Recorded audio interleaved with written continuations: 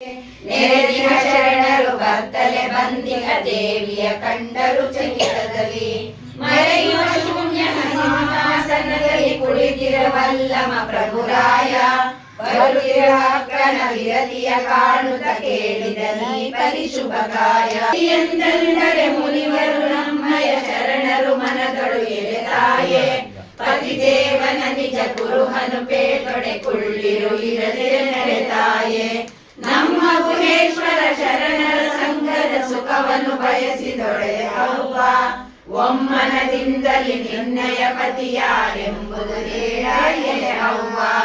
ಎನ್ನಲು ಅಕ್ಕಗಳು ಉತ್ತರವಿದ್ದರು ಅಲ್ಲಮ ಪ್ರಭುವಿಗೆ ವಿನಯದಲ್ಲಿ ಚೆನ್ನಯ ವದನದಲ್ಲಿ ಬೇಡಲು ಕೂಡಿದ ಶರಣರು ಮೆಚ್ಚುವ ರೀತಿಯಲ್ಲಿ ಕನಕದ ತೋರಣ ವಜ್ರದ ಕಂಬವು ಪವಳದ ಚಪ್ಪರ ಬಿಕ್ಕಿದರು ಮಿನುಗುವ ಪಚ್ಚೆಯ ನೆಲದಲ್ಲಿ ಕಂಕಣ ಕಟ್ಟುತ್ತ ಸೇಸೆಯ ನಿಕ್ಕಿದರು ಸದಮಳ ಗುರುವೇ ಗೆತ್ತಿಗನಾದನು ಲಿಂಗವೇ ಆದನು ಮಧುವಳಿಗ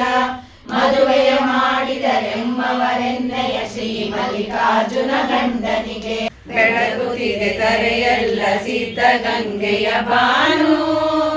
ಕಾಯಕದ ನಿಜದರ್ಥ ಬೀರಿ ನಗುತ್ತಿರನು ಉನ್ಮನಗೆ ಚಿನ್ಮಯದ ಬೆಳಕ ತಂದವನು ಶಿಶಕೋಟಿ ಇಷ್ಟಾರ್ಥ ಪೂರೈಸುತ್ತಿರನು ಪೂರೈಸುತ್ತಿರನು. ಸಿದ್ಧಗಂಗೆ ಸ್ವಾಮಿಗಳನ್ನ ಅವರ ಜೊತೆಯಲ್ಲಿ ನಾವಿದ್ದೀವಿ, ನಮ್ಮ ಮನೆಗಳಿಗೆ ಬಂದಿದ್ರು, ಅವ್ರ ಪಾದ ಮುಟ್ಟಿದ್ದೀವಿ, ಅವ್ರ ಜೊತೆ ಶಿವಪೂಜೆ ಮಾಡಿದ್ದೀವಿ. ಇದು ನಮ್ಮ ಎಷ್ಟೋ ಜನ್ಮದಿಲ್ಲ ಎಷ್ಟೋ ಜನ್ಮದ ಪುಣ್ಯದ ಅಕ್ಕನ ವಚನಗಳು ಯಾವ ರೀತಿ, ಅಲ್ಲಮ ಪ್ರಭುಗಳ ವಚನ ಯಾವ ರೀತಿ, ಬಸವಣ್ಣವ್ರ ವಚನ, ಮೂವರೇ ಶರಣದಲ್ಲಿ ಮೂವರು ಅತ್ಯಂತ ಪ್ರಮುಖವಾಗಿ ನಾವೆಲ್ಲ ಶರಣರ ಮೊದಲು ನೆನೆಸೋದು ಇವ್ರು ಮೂವರು. ಅಲ್ಲಮ ಪ್ರಭುಗಳು ಆಧ್ಯಾತ್ಮ ಲೆವೆಲ್ಲು,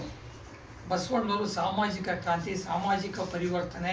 ಅವರ ಒಂದು ರಾಜಕೀಯ ಜೀವನ ಇರ್ಬೋದು, ಜನಗಳನ್ನ ಮೇಲೊತ್ತು ಆ ರೀತಿ. ಆದರೆ ಅಕ್ಕಮಹಾದೇವಿಯ ಒಂದು ವಚನಗಳೇನಿದೆ, ಅವರ ಜೀವನ ಏನಿದೆ, ಆ ಜೀವನಕ್ಕೆ ಸಂಬಂಧಪಟ್ಟಂಗೆ ಅವರ ವಚನ. ಪದವರೊಲುಮೆಯ ತಂದೆ